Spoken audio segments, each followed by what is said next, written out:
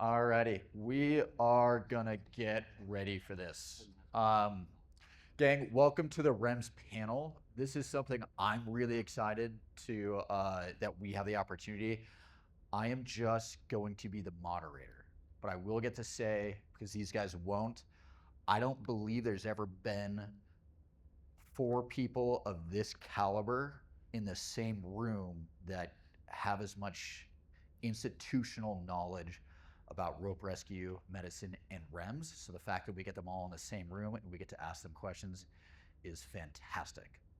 I'm going to let them introduce themselves. We only have an hour for what should be a 4 hour lecture series, to be quite honest. So let's start with introductions. We'll keep it nice and quick. We're going to leave maybe 10 minutes at the end for you guys to ask questions, hopefully more. This will undoubtedly run long. Let's just hang out and go through lunch. This is my take.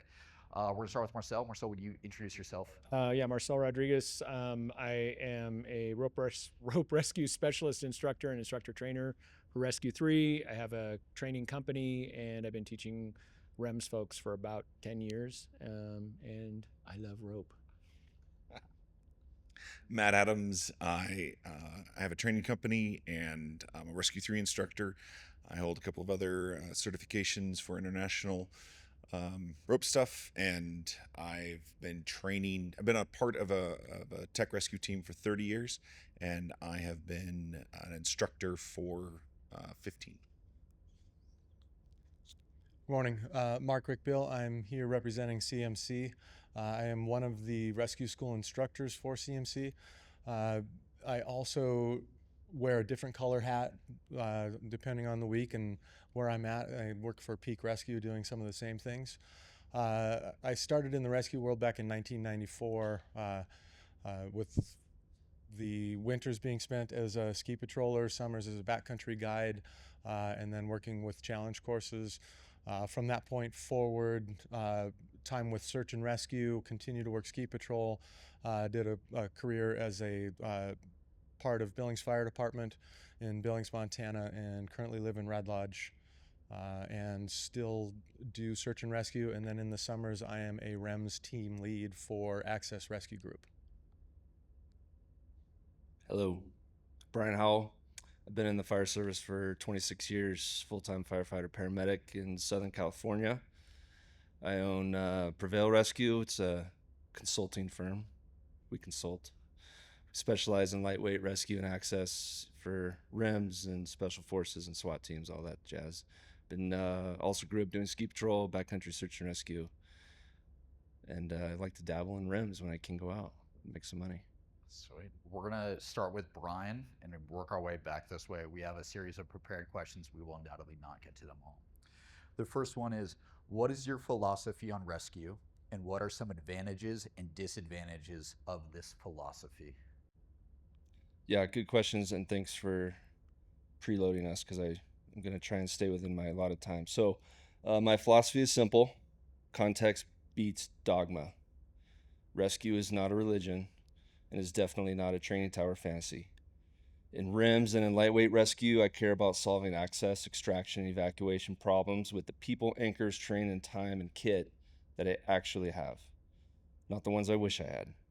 So that means light, fast, principle-based, and adaptable. If the environment changes, my rigging, packing, and movement plan need to change with it. So obviously I have better tempo, I have a lower footprint, less wasted motion, systems that work when the incidents get nonlinear. The downside is this is heavy on judgment and training. It's harder to standardize, harder to teach, harder to hide behind. Weak instructors get exposed fast. Weak operators get exposed fast. You cannot memorize your way through a checklist. This is a dynamic environment with dynamic rescue problems that call on competence.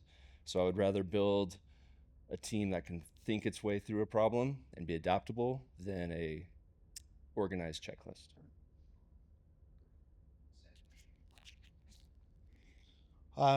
Just pretty simple. And some of the things I wrote down, actually, I didn't write a whole lot down. My philosophy is that a good technical rescue and rigging doesn't have to be complicated. Simple, clean, timely rigging is a sign of a good technician.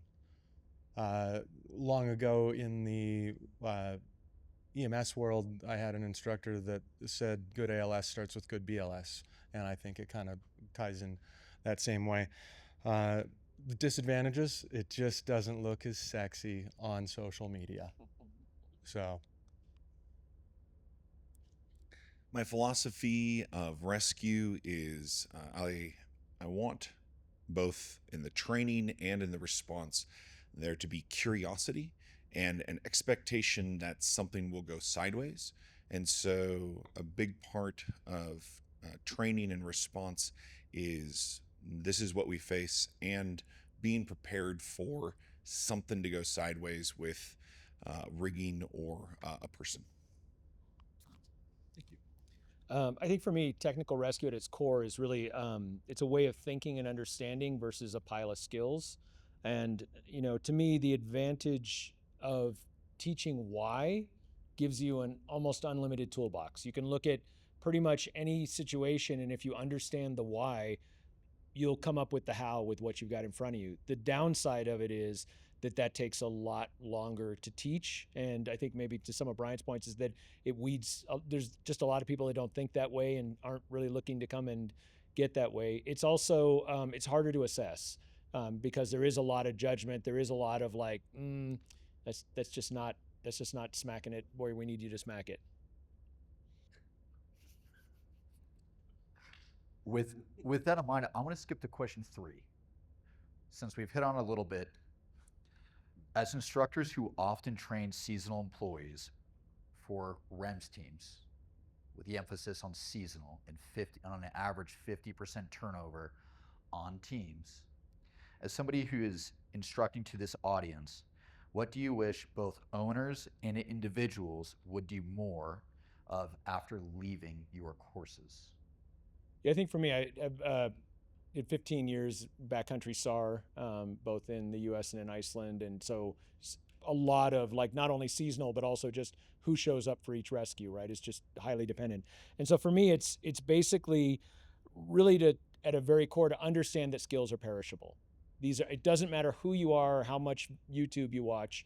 The skills are perishable, and if you are not keeping that muscle memory fresh, then you're just not going to be able to do them. And I think that goes for both the individuals and for the teams and the owners. I think the other one is having a solid plan to practice. I think a lot of people have a plan to learn, but they don't have a plan to practice. And so when you sit there and say, like when we'll talk to people, say like, well, so what are you doing like, in your downtime to practice? And they're like, well, like we schedule a practice. You're like, okay, what do you do? Oh, well, we get the bags out and we kind of do something. You're like, okay, but what is your plan over the next 2 months, 3 months, whatever?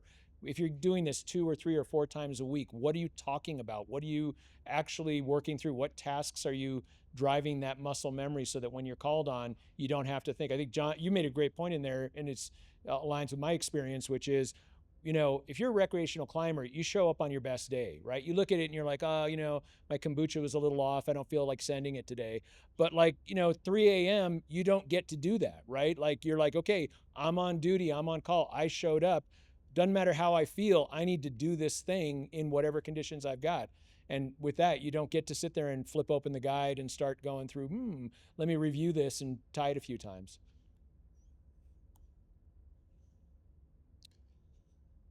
For seasonal employees, understanding that you can't go 0 to hero in a class, and I'm trying to think if there's anything distinct from what Marcel was saying. Like the expectation that the first year someone's on a team, they are needing to be shepherded by people who have more experience would be the only thing I would say for owners. If you have people who have all just taken a 1 week class and then you get called out on a fire the next week and they all have the same skill level, their ability to actually solve the problem, it would be irresponsible for an owner to expect those people, 18, 20-year-olds, to go 0 to hero in a week-long class. And so I think that practice and the idea of mentoring and having a shepherding responsibility for those new students would be something for owners to consider. I'll start with what I wrote down last, just because it is exactly, or in not exactly, but very similar to what Marcel said. And at the beginning of each class that I teach, and at the end of each class that I teach, I say the same thing. These are perishable skills. If you don't practice them, you will lose them.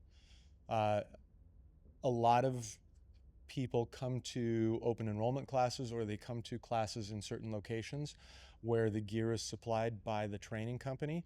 So what I would hope for, and what I encourage for REMS teams owners or REMS teams members, is to just practice and train with the gear that is in your cache.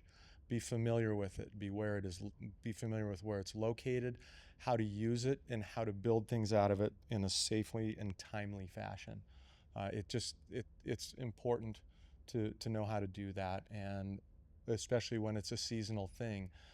You haven't put your hands on that gear for 6 months, who knows how long, or if you're a new one coming in. So Matt, I think you make a great point too, which is having a mentor, having someone else who has some experience to help kind of guide and bring those new people along so that they have a better understanding.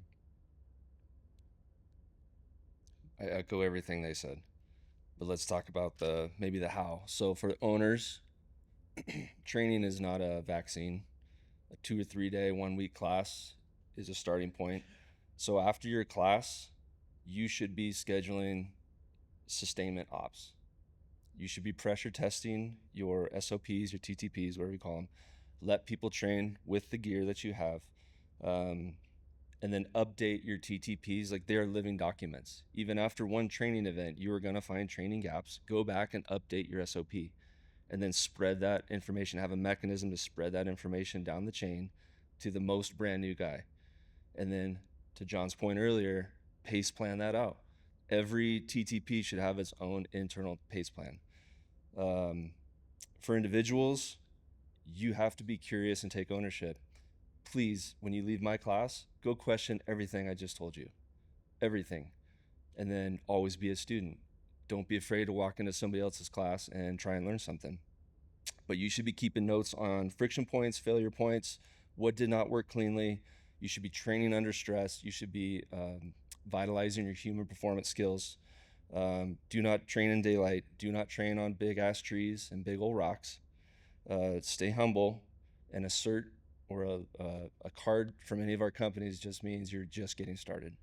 Please be a student of your operational, be a practitioner of your craft. So, as an owner, and maybe also as an instructor, if I send you guys 15 students and say in 6 days I want you to teach them rope rescue and bring them back to me and they're ready to deploy as a REMS team, do you think that's going to work? Or do we think a 5 or 6 day course is sufficient to actually prepare students to deploy the very next day to a REMS? Like less than 10-second response should be. It depends. No, so obviously everybody has to start somewhere, right? You have to have a foundational program. My personal take is REMS is a specialist class. So there is a awareness, operations, a technician level training tracks, and all sorts of cool things. REMS usually is a hard right departure from urban USAR dogma, right? And so we have a very robust training regimen from some people that are really good at USAR industrial based awareness, ops, and technician. REMS can take some of those principles and some of those foundational concepts, but it is a specialist course. We are in an austere environment.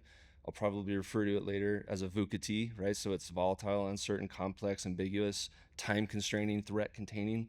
All those things are working against us. And you've heard all the panelists talk in their classes about the threats and the time constraints that we have, and the environment pathology is working against you. Do I think you can do it in a week? I do. I think I have a formula that wins, that can take a team and showcase those gaps, those specialist gaps, and build you a foundation. But to the last question, it is now the ownership upon you, the owner and the individual, to take those concepts, pressure test them, get educated more than what I could give you in 5 days, and carry on. And then go be the next guy to train the next class. I can't agree more with what he said, and especially the very first part of it, which is it depends. Those people that you send to that class, what is their prior experience? And the technical rescue is just one single portion of what the expectations are for a member of a REMS team. So it depends. Completely agree. I don't know that I can uh, add much more than like previous experience. I came up with a test to figure out whether or not I would trust someone to build a system I would put my kid's life on, and that's what the protocol was designed. I was like, if this person shows up, they have all the right certs, but they can't build a 2-rope system, I'm definitely not going to trust them with a 1-rope system, and that's how I came up with the test. On that test, is that for full rescue technicians, or you got through a class? It is just, it's my benchmark. I think of a class as a license to learn, and as Brian was saying, like, it's the starting point based on previous experience. If at the end of that you want to test out, it's not your first time experiencing it, then it's the distinction between requisite knowledge and skill and requisite performance. Of how many people that go to attend those that believe they are capable of performing at the level of the certificate they're holding, how many of those people pass? 55%, maybe. Like, if you have AMGA PJs, I've never had an AMGA guide, mountain guide, an IMGA mountain guide, or a PJ fail on their first attempt. Never had that happen. Every other industry, much higher fail rate. Yeah, I would agree with you. It depends. I think the question that we get more often is not the, how is it after 6 days, but can I compress it into 24 hours via Zoom? And for someone who's 0 to hero, and I would say no. I mean, it'd be like, how comfortable would you feel to have somebody show up as your lead medical person who just finished a 2-week EMT boot camp? You feel good about that? I mean, this will kill you just as fast, right? So I think that's the thing, is that I've had people that have been operators for a year on a very supportive team. They came in for their technician class ready to go, and I would have no hesitation putting them out. We've had people show up for specialist classes that I wouldn't trust in a harness, and they actually and yeah. So I think that's the thing, is it really does depend. If you get a really good, but we've also had like entire teams show up for classes where they have been operating together, they've been training together, they're already pretty cohesive. They just need a little bit of polish and some new ways of thinking. And yeah, they can be amazing. But that's really about polishing and tuning a team rather than teaching core foundational skills. Can someone come out of a class? There's a thing that Rescue 3 says, is that basically it's there's 4 steps. Is that you get educated, then you have to practice, then you get experience, and if you survive all that, you get judgment. Right? Like we're not looking for people who are educated. We're looking for people who have judgment. Love it. Moving on, we're gonna go back to question 2. What is one piece of equipment or skill that you wish every member and every REMS team had? Or what skills should always be included in REMS trainings that are underutilized? To think. No, I mean to think it. To basically to not learn skills, but to learn how to look at a situation and apply the skills that appropriately. It's really easy to teach skills. If we're just doing like, how do you load this? How do you run that? But that's operator level, right? If we're really looking at someone above that level, that's not just going in to go operate something, it's really how to think. And then also to me, how to continue the journey. And I try to work with that a lot of all my students, is at the end of every class is kind of talk to them about, how do you continue the journey? How do we keep this going so that you do that? And I do a thing with my training center on the first Tuesday of every month, where we just invite everybody in to just practice and talk and meet with other folks in the community and just go through whatever. Sometimes we tear apart, an accident. Sometimes we just do a technique. Sometimes we just work on the tower and play around with things. And I think that kind of stuff of just realizing that this is a continuous journey and trying to get people turned on to it. Because really the only way you're going to get into that really high level, if you don't really just love this, you're going to be some version of an operator. You may be a very, very skilled operator, but you'll never really get that deep into it. I would want everyone to understand that when something goes wrong, you will be held to a standard, and understanding what that standard is the skill of knowing who am I working for, and how will I be held accountable if it goes sideways. An AMGA guide, a mountain guide, is never going to be held to an NFPA standard. And if there aren't examples for you to learn, then to try to like talk to some legal person to say, how will I be held accountable? If you wanted to prosecute me after a mistake I made, what would you go do to try to make me culpable? And I think that's a skill for owners as well as individuals, because at the end of the day, it's me. Like, I can be working, I can wear a bunch of different hats, but I need to think for myself as a rescuer, how am I going to be held accountable if something goes wrong? And I want to be able to justify that. So it's kind of a philosophical skill, but I think it's necessary and should help drive our choices in gear, equipment, and the risk tolerance we have.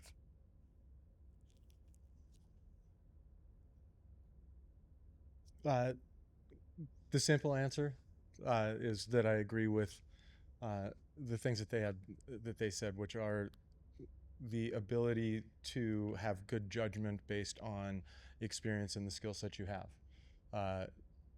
To more specifically, or go into greater detail to answer your question, one tool or one skill that you would like every REMS team member to have. Some people would refer to it as the Swiss Army knife or the multi-tool Leatherman, which I don't think is the right analogy. That tool can do everything kind of good. Wow, that's not real. Like my grammar. I loved it. My grammar is kind of good right now. Yeah. That's why we teach ropes. Right. Teach ropes. Right. No, and in the ideal world, I would love for every team member to be highly experienced and have a skill set in wildland fire, in EMS, in technical rescue. The fire scope document, and then now in NWCG, we're required to carry an extrication tool. So we also need to have a skill set in motor vehicle extrication. And it's not just simple cars. You know, hotshot buggy's probably got a little bit different way that you approach extricating a group of hotshots out of that buggy. So there's a lot of different things. And again, I realize it's in that ideal world. Because, and Brian, your podcast, I listened to the one about, and I don't remember the title, but where you talk about the medical side of it, and being able to understand that your ambulance isn't just outside the house where you can run out and grab another O2 bottle or more meds. You have to approach the care and the extrication in a much different way, because you have to understand the environment you're working in and the time it's going to take your team to get them to definitive care. So I recognize that the REMS world is very vast, in the same way that not every fire department trains to the same level, has the same experience, has the same skill set. So ideally that's what I would love, but we don't always get what we want, right? Or can't always get what we want. Rolling Stones. And was that the podcast on the Anchor Point put on by the Journeyman guys? Yeah, good podcast. It's a good podcast, Journeyman. Mark lied. He wants you guys to buy the new rope. That's what he wants. It is a sweet rope. I'm just kidding. I gain no benefits from it. I'm on the school side. All right. To try and answer your question as well, I agree with all these guys. But if you can walk away mastering one thing, for me it would be force management, friction literacy.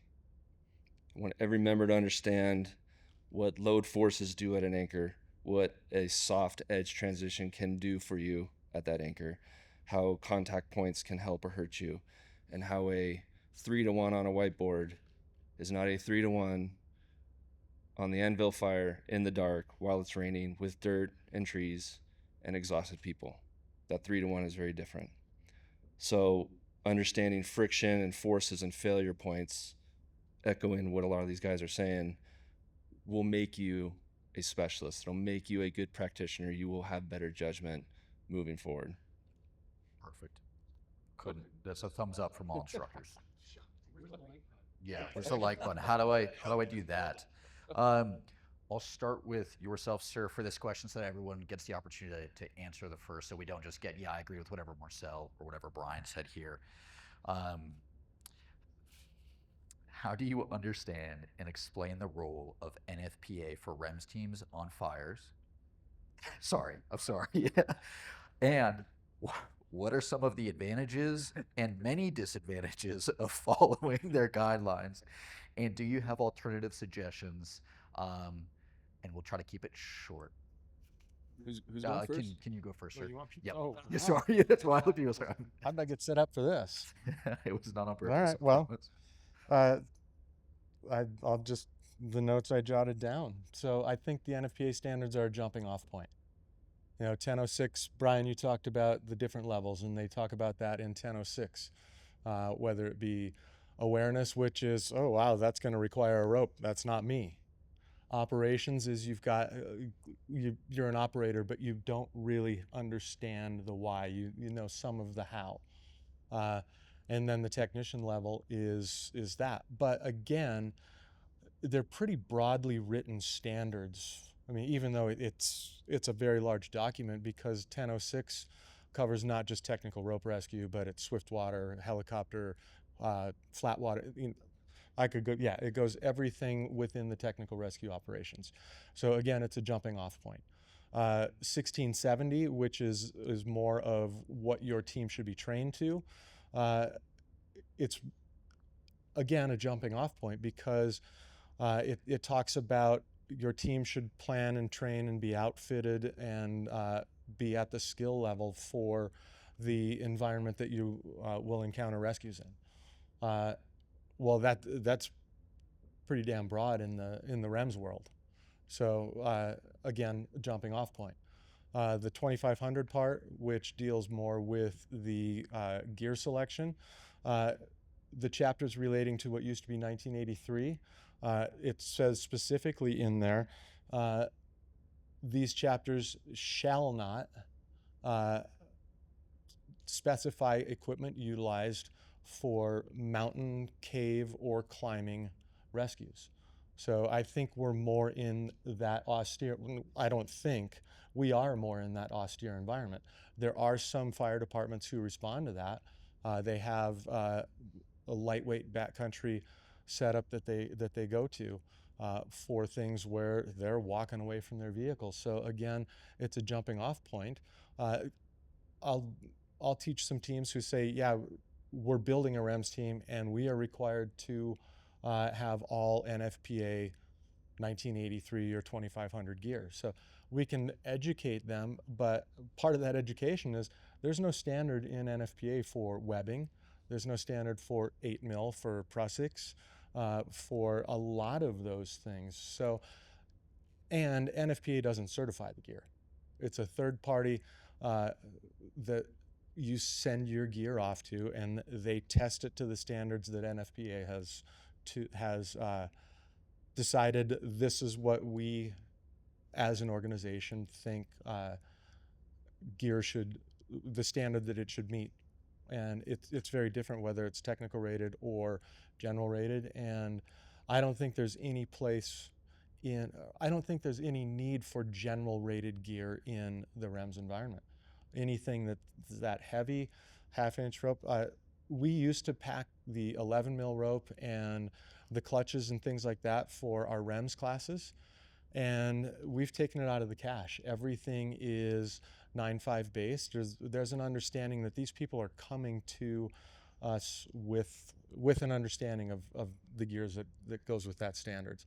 I think I've gone off on a tangent here, so I've got to give everybody else some time. But I think standards are a jumping off point. But other than what you said about the standard of the industry standard for REMS, we're going to be held to that. And it's important to understand that if we're doing something that falls outside of what the industry norm is, that's where we could end up in trouble. Will you repeat the question so I can Yes. make sure? Yeah. Sorry. How do you understand and explain? And we'll try to keep that was a great response. So we'll try to keep it brief for the other three. Sorry, gentlemen. How do you understand and explain the role of NFPA for REMS teams on fires? And what are some of the advantages and disadvantages of following their guidelines? And do you have any alternative suggestions? If I was first, because it's a requirement, it's listed on your contract, the NFPA is going to be the first one. 1006 is going to be the first one that any lawyer will use to evaluate you, and they'll get an expert to come in and hold your systems and the pictures of your systems accountable to a 1006 standard. Fortunately, it's written pretty open. The section, the thou shall not for wilderness, has to do with location. If you look at the section, it's mainly about navigation. There is a section that says you can do a single rope like lead climbing to get someplace, but it very clearly also distinguishes between locating the patient and then the rope rescue of the patient. And so something to evaluate for yourself. And if you have defense, you have another person who's going to go and defend you against the expert that's holding you to NFPA 106. Have someone who has fire background and MRA background, and they will be able to. Your systems might better fall under their explanation of how 1006 is met with a more mountain rescue, because distinct from even the mountain guide side of things where you're paying a client, MRA uses some more of those smaller diameter systems. I'll be talking about that in my next class. Yeah, I would say so. I mean, the curriculum I teach is NFPA compliant. So from a pure teaching perspective, like it is, I think from an equipment perspective, one of the sort of exciting things of probably the last 5-ish years is that there used to be a pretty big distinction between, say, the T rating and what we would see like of stuff we would really want to use. Now with the lighter gear and the more options and that, there's just not that big a distinction anymore. So we're not making big compromises to say, oh well, even T rating is too heavy. So I think from that perspective, generally what I do is I don't teach a REMS class. I teach operator, technician, specialist to people. I always inquire what their context is, and then if they have specific equipment, techniques, or whatever that they want to use to basically satisfy the requirements, then as long as they're within still compliant, then I'm happy to do that. But I'm not like specifically calling that out as a separate and different thing than any other skill I'm teaching.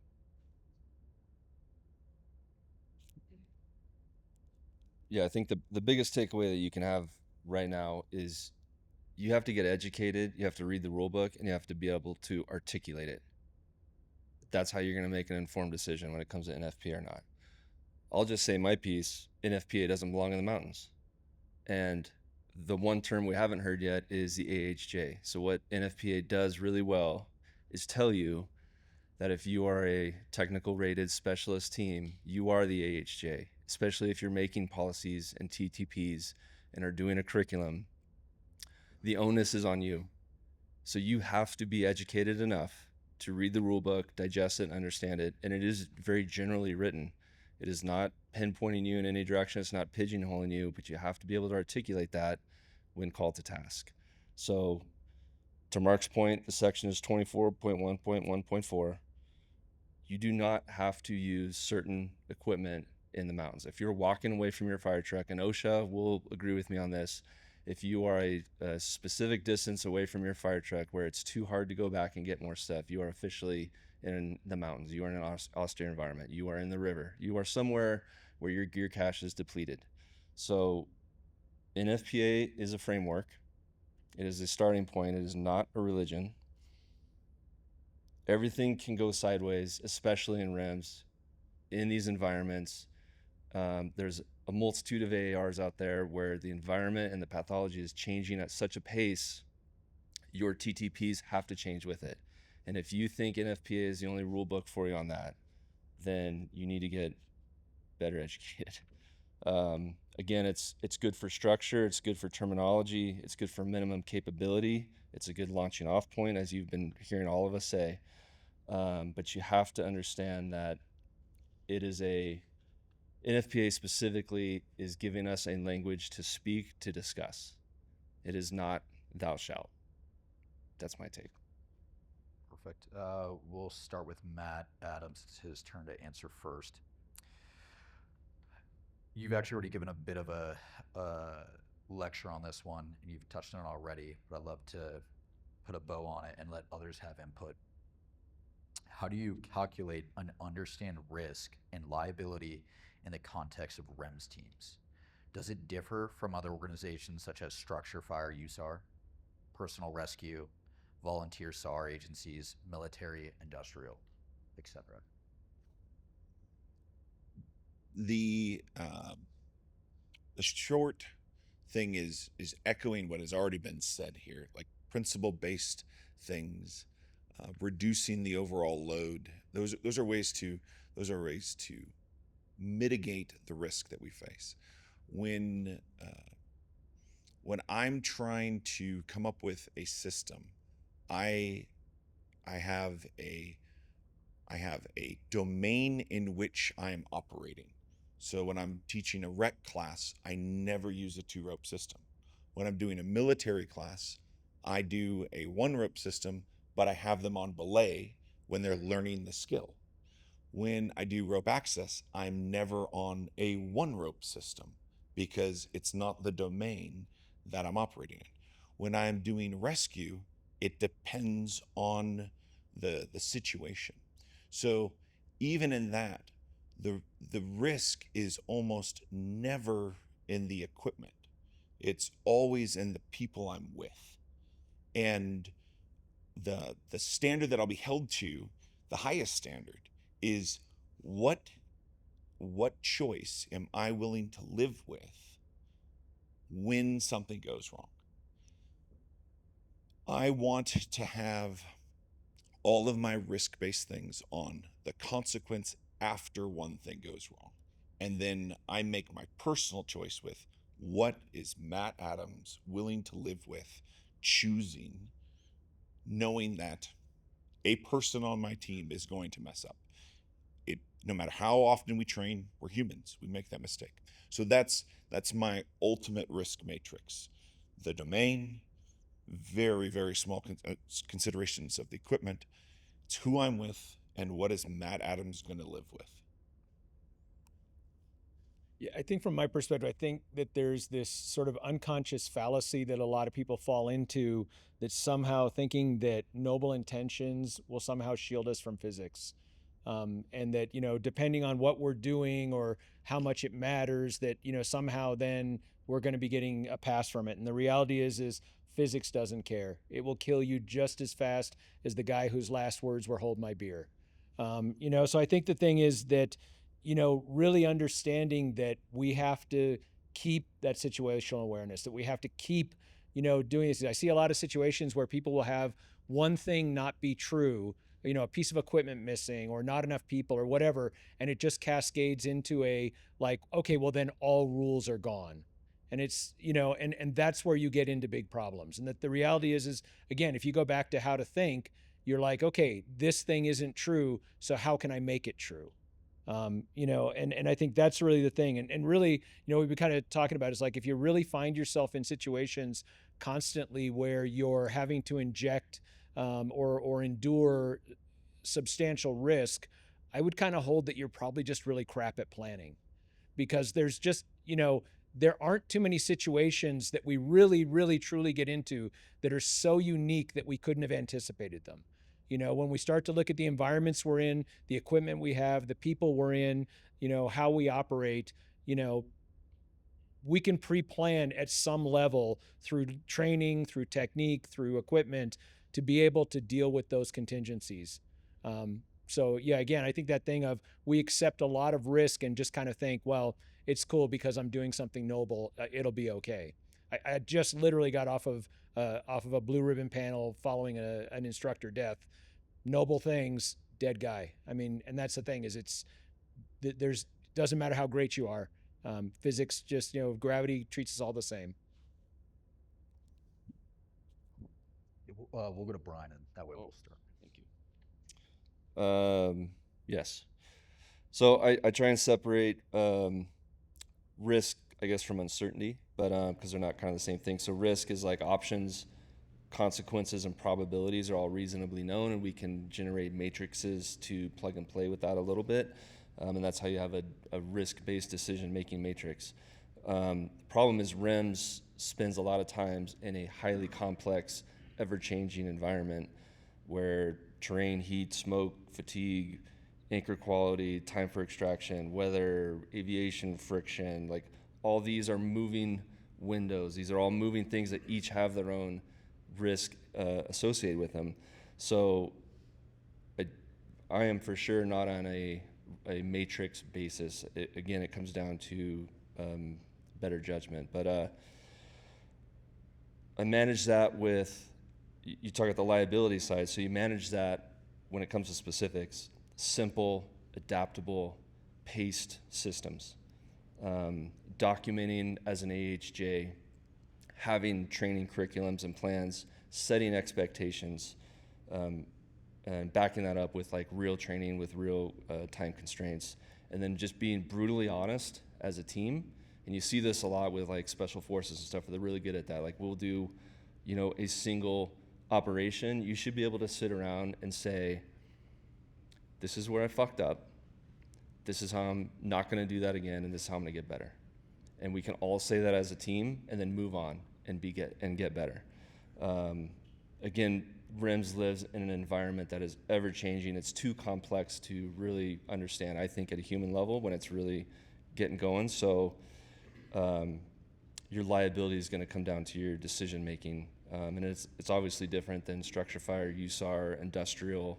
All those have very reasonable scientific backings where you can make a matrix. REMS, I don't feel really fits in that model. So your casualty pathology, your environmental pathology, the ever-changing environment becomes the core morbidity that drives, I guess, all of that. Sorry, I was very rambly. So risk, we're calculating it. All risks taken are calculated to some extent or another, right?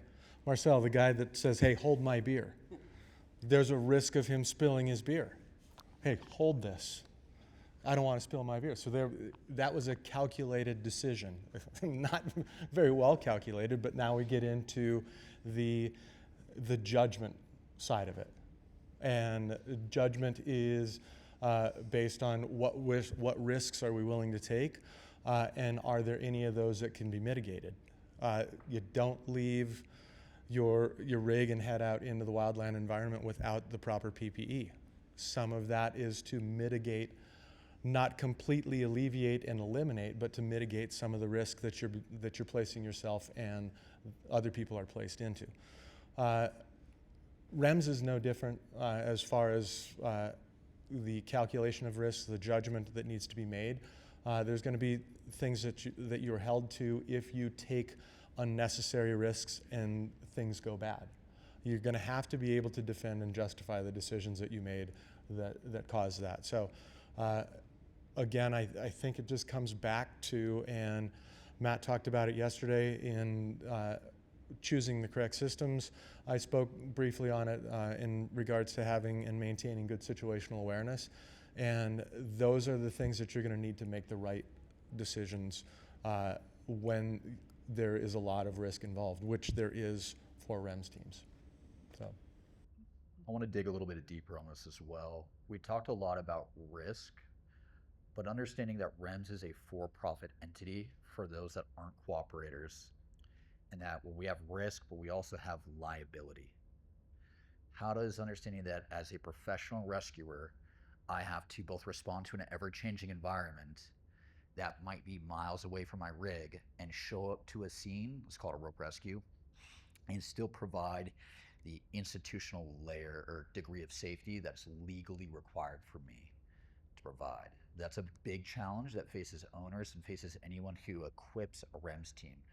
Do you have any guidance in like 30 seconds or less per person on how to handle that very tough, competing and sometimes maybe even contradicting factors?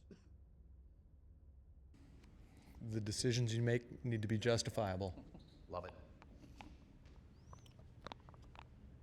The reason that federal agencies like to use cooperators is because if you are operating as a cooperator, you usually have the backing of some government. If you have the backing of a state, local, or federal government as you are responding, you have what's called tort immunity. Tort immunity reduces the overall liability for the fire. So you can have less qualified people who are held to a lower standard being deployed before someone who's more qualified but would be held to a higher standard. If you're being paid and you're not backed by a federal government, you're going to have a higher duty and a higher standard that you'll be held to because you aren't afforded that tort immunity. That's the biggest, that would be my impression. I've not talked to any policymakers on this, but that reality of having tort immunity is a huge risk management at the highest level, risk management and risk mitigation that those in the incident command team are thinking about, and something that as the gap between the average cooperator and the average contractor continues to expand, something to be able to demonstrate that by using highly qualified individuals, you can show that there's actually a lower risk. Yes, they have tort immunity, but being able to move in that direction, I think, is something that as a group of owners here have the ability to demonstrate that, because that's a high bar to cross for policy, but demonstrating that you can you operate at a more consistent high level is, I think, the best way to make a policy change in the long term. So contractors continue to operate consistently at a higher level than cooperator teams? I won't expect you to answer that. The answer tends to be yes. Yeah, I think from my perspective, like as a a searcher in the field and operating in the field, I never worried about getting sued. That was never on my mind. My worry was the human consequence of my actions. I'd be much more concerned about killing somebody, hurting somebody, that was under my accountability or one of my patients. And so I think from that perspective, like as an owner, really expecting everybody out there to be caring about your legal liability is probably not going to happen. You need to have them worrying about making sure that they're trained well, making sure that they're equipped well, and that they're fit to do what they're doing. And if they can do that and stay within, color within the lines, then I think that's going to reduce your liability overall.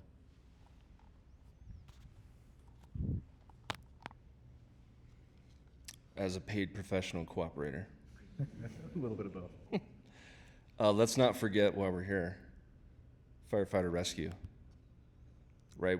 REMS teams and line medics and med mods and ambulances are on the fire for our people.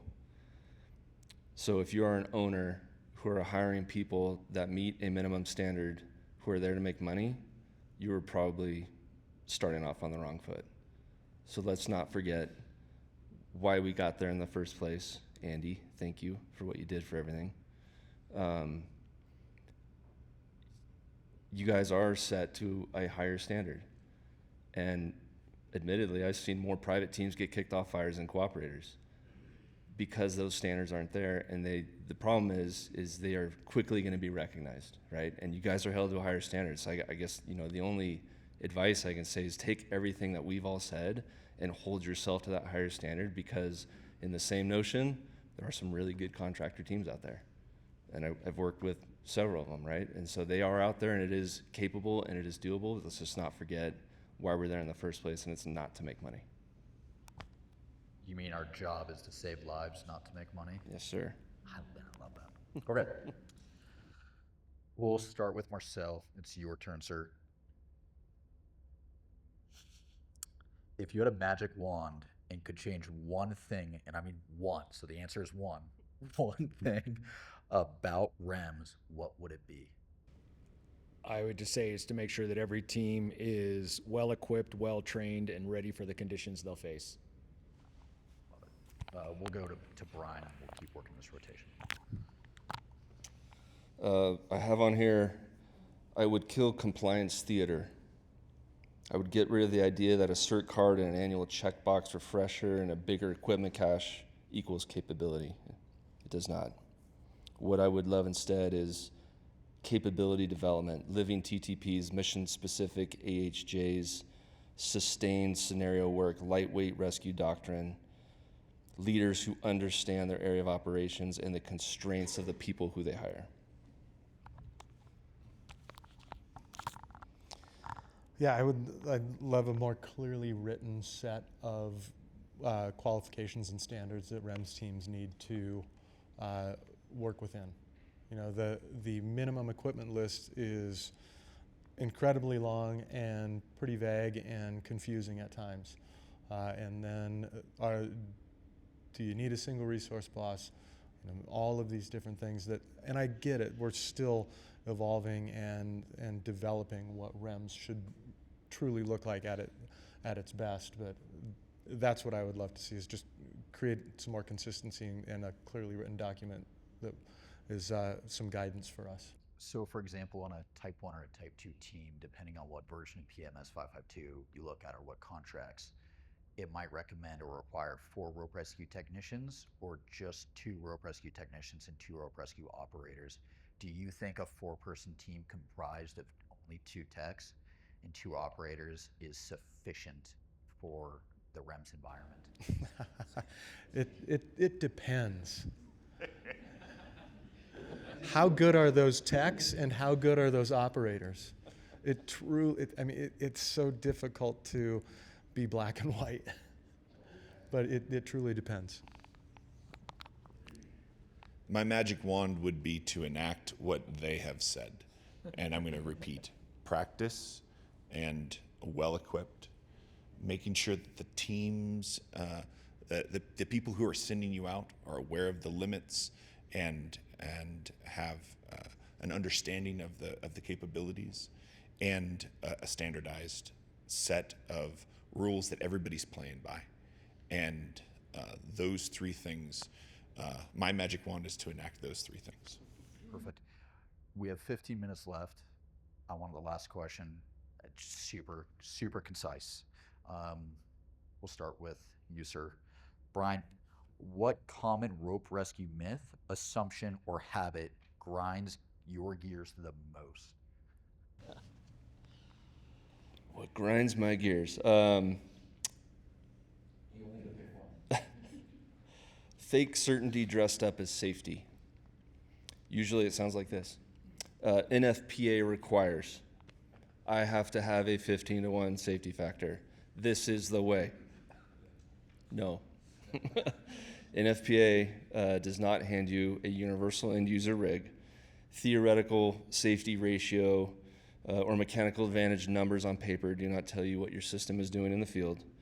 The companion to that is a bad habit is like mindless redundancy, right? I'm just going to back this up because a mnemonic told me to in some field guide, while ignoring where the load is actually going, what the edge is doing, what the friction is doing, what the real failure points are.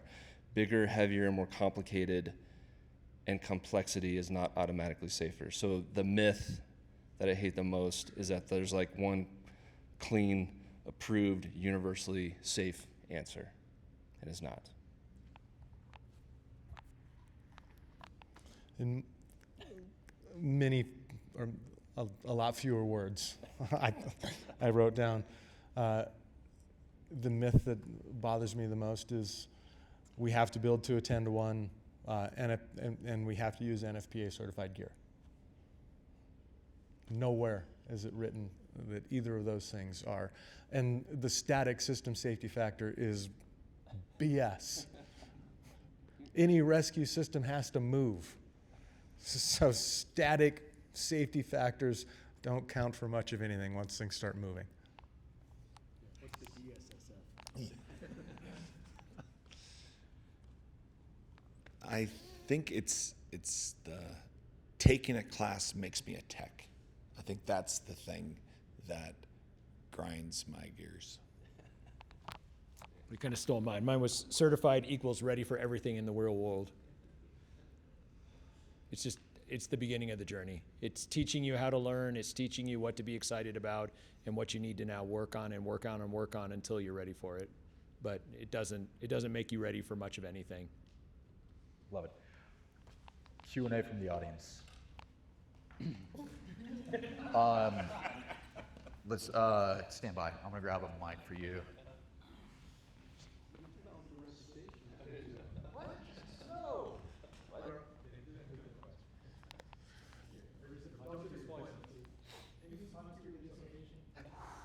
I'm not going to teach you to reduce anything. Okay, so on risk management, Hal, you kind of touched on it. What do you see as the difference between risk and uncertainty? And can you come up with like a specific REMS choice or example? And if you can roll in a black swan, you get extra credit. Well, yeah, so if you're talking REMS and there's a REMS activation, obviously something has already gone wrong, right? We have an IWI, you have a rescue, so there is a lot of risk that is going to be inherently approached in that arena just on itself, right? You have you're there because there's an active wildfire. You're probably in a canopy with snags. There is a steep, loose terrain that nobody's walked on. There's any number of rollout. There's dehydration and human factors. There's a million things that is going on as we get started, right? So the risk is already there. I think it's really hard because, you know, and John, in your presentation and in a lot of the talks that we've been hearing about, the ever-changing complexity of that environment, if you just don't have fire experience, rope experience, medical experience, land navigation experience, vehicle extrication experience. I was in the Klamath last year and a boat flipped over with people in a river. Like, all of a sudden, like that change of thinking happens so fast. The only way to really, truly, I think, combat that is with experience, right? And somebody's already alluded to it, right? Like you practice, you become a practitioner, and if you can survive all of that, then you've gained experience to be able to judge, right? So,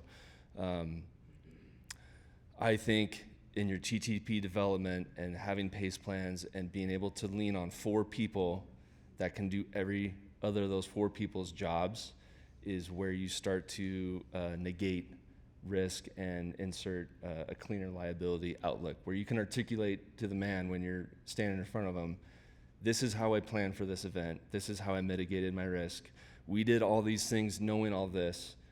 It still didn't go right, but I'm educated enough to be able to stand here in front of you and tell you that I at least saw it coming.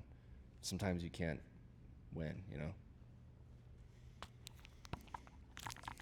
I think in its simplest way to answer your question and utilize IWI where you've got to perform a rescue in a REMS environment. Uncertainty would be we get to the place and we look and there is no good anchor. And one option or one approach to it would be, well, we got nothing else, we're going to send it. And this is going to be a lot of work, so we're going to put the injured party in the basket and we're going to put 4 attendants on it because on an uncertain anchor. Risk would be, hey, we recognize that we're not exactly sure. We can't put a load cell on this. It's not a vehicle that we've driven up to. So we're going to control our mass. We're going to eliminate the potential for acceleration and generate as few forces on this anchor as possible because we recognize there's risk to it. So in my mind, that's the difference between uncertainty and risk. I love the question because I'm just like sitting here and listening to their answers. I'm like, these are fantastic answers. The way that I conceptualize it is uncertainty is the domain in which I'm going because I've never encountered this next rescue. Risk is the known hazards, and my skills are how I mitigate those hazards. My chief goal is don't make it worse, don't add more patients, make it simple, but as simple as possible. But that's going to be based on my ability to determine the risk and how well my skills meet that determination. Yeah, I think similarly for me, I think of risk as something that's known and that I can choose to mitigate or not mitigate, whereas uncertainty are the things that lead me to risk, right? So the things that we can go out there and say like there may or may not be anchors. All right, so there's a risk we're going to go out there and there's not adequate anchors. So we can either plan for that contingency or we can not plan for that contingency. It'll always be uncertainty until I get there, and that's what leads me to then having that risk. So we may mitigate that by bringing additional equipment or taking different approaches, things like that. But to me, that's kind of the difference. Is risk is something that I know about, and then I'm making a conscious decision to accept or not accept, or mitigate or not mitigate. Whereas uncertainty are the things that lead me to having that risk in the first place. Schrodinger's cat of rescue. Yeah. Yeah. Cool. Next question. Right here.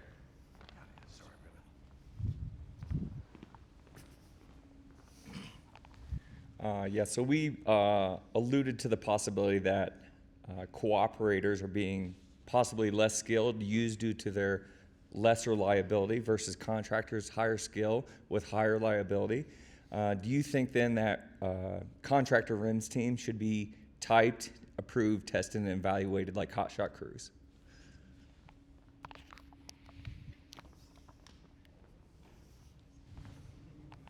Yes. And how so?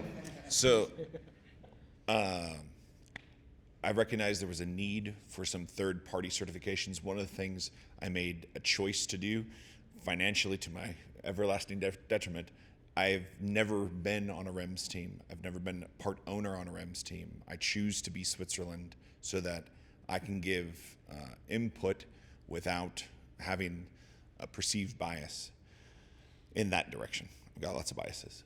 The just like, do you meet what the contractor says? Like you show up and you're getting checked out. Med-El might have some medical background, but do they have any context for whether or not an ATC will work? And what is a high efficiency device? Do your ropes match that? Are you ever going to use it? Like having someone to say, yes, this does, or no, it doesn't, so that you keep the people who stopped at Home Depot on the way by and got some polycord and call it their rope cache. Like that's a thing, just like you would do a pre-season evaluation of a tanker truck. In terms of the testing of performance, like you don't have to take any of my pre-classes to come to my specialist, but I don't let anyone into a harness who can't pass my pro qual. Like you can watch, but you can't be in a harness while I'm teaching judgment. When we're doing 3 mil systems or a 400-foot high line, like you have to, however your background, you have to be able to solve these problems, and they're not hard problems. Can you ascend a rope? Can you do a pickoff? Can you pass a knot? I mean, that's literally the thing that's knocking 50% of people who come to these classes out. And so the long-winded answer comes back to, I think it would make all of you look better, because if you're here, you're not the fly-by-night. If you're here because you want to learn. And I think there's an opportunity that this organization has to maybe like help with the development of some of those things. I think it would make some people, I think that might help change policy. I would just say is if you were laying on the ground, do you want a responder who's got a caveat?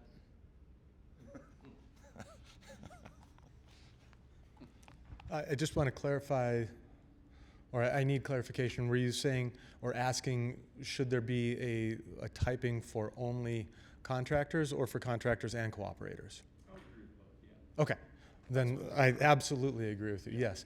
I think a typing some sort of standard that has been proven met is good. There is a little bit of hesitation. There are states that have pro board for the fire service, and depending on who those pro board evaluators are, it can become a good old boys club or a good old people's club. And some people pass when they shouldn't, or some teams are typed and meet the qualifications when the rest of the world knows that they actually don't. So yes, I would love to see something like that. We just, unfortunately, it could become a difficult thing to actually make successful. Excellent question. I'm going to take a very circuitous way, I think, to maybe answer it, though. So I failed to mention in the beginning, and just so everybody understands, I did sit on FireScope and NWCG on the committees and helped write those documents. However, I was the guy in the back of the room saying, this minimal equipment list should go away, and it should say, your team should be capable of rescue. And I don't care what that means and how you do it, but you should be able to show up to a fire, because the Med-Ls are calling us for a reason, for rapid extraction. It doesn't say by rope or boat or car or helicopter.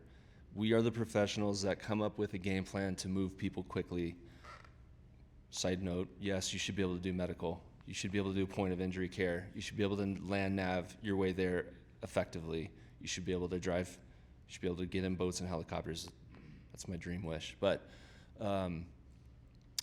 so to test to that, there is no national training standard. And if I could wave a magic wand and say, I wish we could come up with a training standard for cooperators and contractors held to a standard, that would be it.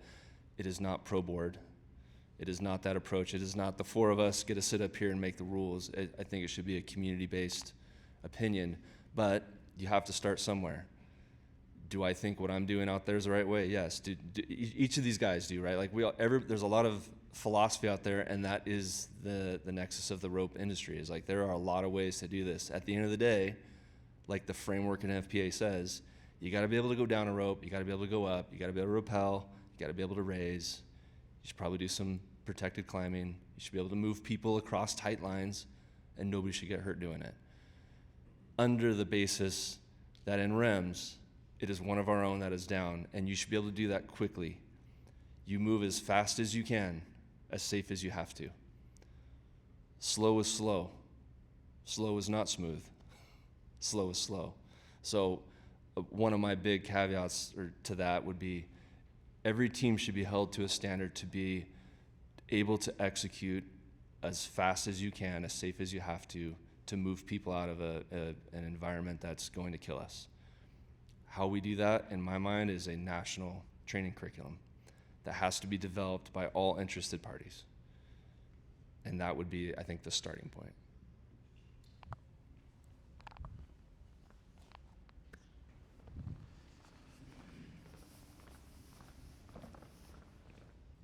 Hey guys, easy question.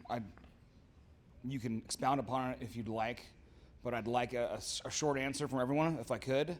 Can you guys define what splitting a REMS team means?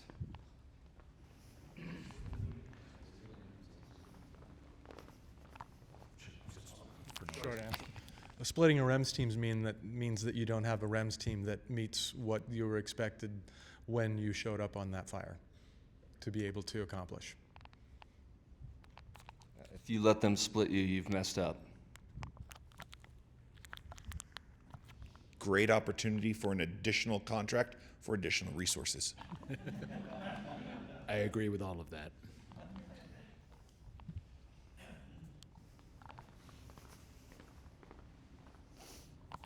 So I guess kind of tying into that, bear with me, I'm still very green. I didn't know what REMS was until I ran into a cooperator crew on my first fire last year. So I'm still kind of getting the basis of that. But hearing that, not wanting to split your team, and then hearing some talks from some med-Ls, I'd like your guys' opinion on, like, when they're requesting these REMS teams, like, looking at John's incident, his IWI in the Anvil fire, like, technically that crew was split because the medic and the EMT had this position, and then you had to get the other resources from the other crews. Do you think that the REMS should, like, they're obviously being requested for that rapid extrication? Do you think, like, yes, they have the duality to also have medical, but there should be them as the REMS team and not being requested for that benefit of that duality, or solely as the REMS team? Expand what you mean by they were split. They all responded to the same incident. Yes, but so what I mean by, like, split is, I don't know if I'm, like, grasping the correct idea of split. Like, I heard yesterday somebody mentioned split of, like, 2 being road guards, 2 being over there. But for me, that is also splitting John's team of, like, having the 2 solely on the medical, and then the other 2 operators, techs, whatever, are doing their thing, and he's having to bring in the other ones to do their anchor points, to do this, because he lost 2 of his team to the medical aspect. So that REMS team technically isn't there to do their sole REMS job. I mean, yes, they have the duality of the medical and they're starting the REMS process, but now he can't pull the medic away from starting the line and doing this stuff to help him set up an anchor point, or, yeah, like, if that makes sense. As I understand it and as it was described, everything that John's team did was the role of a REMS team. The splitting that I was trying to answer was when a Med-L asks one member to go do a roadblock, another member to go be an EMT, embedded EMT, and then have 2 people just stay back in camp to run a tent. That's what I understood the question of splitting. Yeah, I would say from my perspective, having done a lot of small party rescue, is that splitting within the capability, that's why you have that team. Like, there's someone who's going to be lead med, there's someone who's going to be lead tech, there's someone who's going to be doing, there's going to be people who are going to be functionally setting things up. Like, that's the capability that you bring with that 4-man team or 4-person team. And when you split that so that capacity is no longer able to work with as that full capacity, then you look at, like, how would your incident have gone with 2 less people? You're like, it wouldn't. Then you would just be 2 people providing medical care with no ability to extract.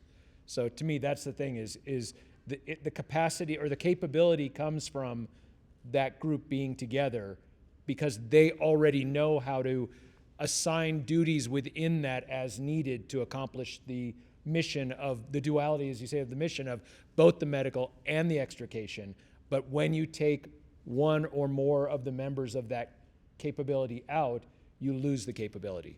So, within that as well, like, my understanding, like, sometimes there's REMS in a certain part of the division or a certain crew, whatever, they're like, okay, there's medic on that crew, they'll get a single amount. Would you like to see singles attached with REMS going out so that REMS can focus on that REMS? Yeah, so when REMS started doing medicine more, the problem we started seeing was a REMS team would walk in ALS qualified and a Med-L would go, awesome, you're the lead medic, I need you to man the tent, you 2 need to go over here to this drop point because I got some people working, and then this other guy, can you stay at the truck on the other side of this mountain in case this division has something? That's a hard no-go. No, we're not splitting our team. So there becomes a threshold, right? So I was on a fire a few years ago where there was 2 small peaks and a saddle in the middle. And they said, what we'd like to do is split your team and have 2 people on each side with all your cash in the middle, because we had people pitching off each side. But admittedly, we were only 200 feet apart. So, and the understanding with Med-L was, hey, if an IWI goes on, we are like Voltron. We're coming back together. We're going to form the big cat, and we're going to go execute that rescue, which means you have to back us up, right? But so what you can't have is distance, right? The greater the distance, the less safe it's going to be. We're being requested as a REMS team. A REMS team is typed for that reason, to give you a specific capability. We are not a primary medical resource, but you should absolutely be doing point of injury care. You know what I mean? So, like, I'm not doing Band-Aids and bee stings. That is a line medic problem. And if that's a concern, and if that's a known hazard on a division, I'll be the first guy to call Med-L and be like, you need a line medic over here. And to John's point on the Anvil fire, like, one of my main questions is, where was the line medic? Like, why is he being tasked with all of these really critical pathologies? How come nobody helped him out and like assign that line medic to do the medicine part, right? But in his case, you're going to naturally have that split because each person becomes a quarterback, right? Like one REMS team member is going to go forward to make that anchor, working with the hand crew to pull the rope. And they're going to leapfrog that operation. And that splitting is okay because that's a known concept within the team environment of the 4-person REMS team. Hopefully that helps. Okay. Sweet. Hold that right there. I don't want feedback. We are at 7 minutes past. It's also lunchtime. If you want to be really good at REMS and really good at it, maybe eat later. If you guys don't mind hanging out for a little bit. Kat, you have anything else? Sweet. All right.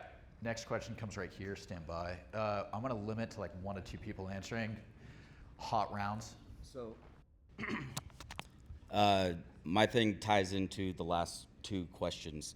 My last fire I was on, the day we checked in, Med-Elf split my team in half and said, if we don't, you're leaving right now and going home.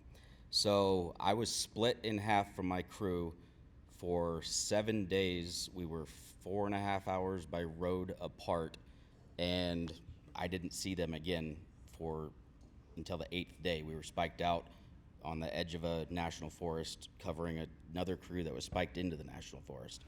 So our team is not built for that. The only way we were able to facilitate making that happen is I tend to overpack because of my military background. I have plenty of contingencies built in, so I had my own med gear, and then we divvied everything else up. But we wouldn't be able to operate effectively depending on the scenario that happened. And then on the other side, with your question about his team being split with a medic off, a REMS team is built with the idea of having a medic that's able to work and provide patient care in those austere environments where a line medic might not have ever been on rope providing medical care and treatment in any of those scenarios. So that's my input on that. If you guys have anything to add on that, okay.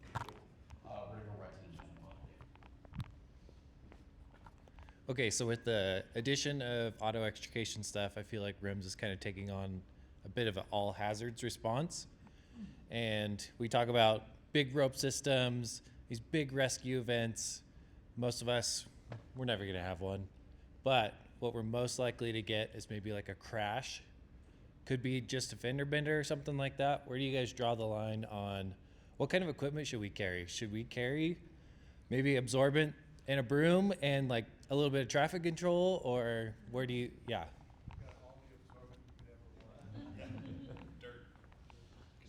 I'll start real quick. I'll be fast. I think the brilliance in the statement of the MEL is or equivalent. So, and if you look at the annual numbers that get released by the Forest Service, it's vehicle accident based, right? It's rollovers. It's tenders, dozers, and ATVs with ejections off dozer lines. So we can take science and data to help drive our response model, right? You're right, dude. It's not steep cliff faces. We're not doing hard vertical rescue. We're doing low angle scree slope stuff. But and that's just difficult. But so with vehicle extrication, if you're lucky enough to have hydraulic, that's awesome. In my mind, when that was written, it's a high lift jack and a sawzall. And everybody else around you on those fires, all the other tenders and all the other dozers, they have all the cable, they have all the other stuff that you would want. And if it's a weird one-off, you call for it and request it, and they sling it in. Or you call a local asset. If you really need a USAR, you call it in. It just is what it is. We're the frontline observers to the initial problem set. If we can solve it, that's amazing. But the unfortunate part is like there's Swiftwater stuff in there too, right? So like we're becoming this all hazardous things because we keep having incidents that have to do with those things. I hate the Swiftwater part. I fought so hard to get that taken out because if there's a Swiftwater problem, please call a Swiftwater team, dude. I hate water. That's why I'm in the mountains. I don't want to do water. So yeah, exactly, yes. So if you know, like especially in Northern California, like we know when the rainstorms are coming in and it's gonna flood out, the burn scars, like please call a Swiftwater team and get them on standby, dude. Don't rely on me and my 4 guys in a 20-foot trailer. I'm not into that. Any cool? What other questions? Real quick. Type 3 REMS teams, useful? The question was type 3 REMS teams useful? Can I hit this? Sure. Yeah, no. It depends. If, in terms of like prioritization, I think that could be a really useful breakdown, so that in the future you would have an expectation for REMS, a type 1 to potentially break up into 2 type 3s. Like that would be a very low priority in terms of a group. Higher priority is saying, let's just like drop it for right now and say, these are the expectations for a type 1 team to be able to do, and have a common understanding about utilizing that resource as it is. And then once that becomes more expected and cohesive and understood as a resource, then type 3s might be beneficial. I think if we're still trying to educate MED-ELs on what a REMS team is, trying to distinguish between a type 1 and a 3, 1, 2, 3, like, might be overwhelming. I think getting cohesion first on what a team can do is a priority. Sweet. Gang, we've got to cut it off there. Do note, you have 16 minutes to get food, do all the socializing, and be back in seats for the next presentation since we went long. Yeah, big hand of applause for these guys.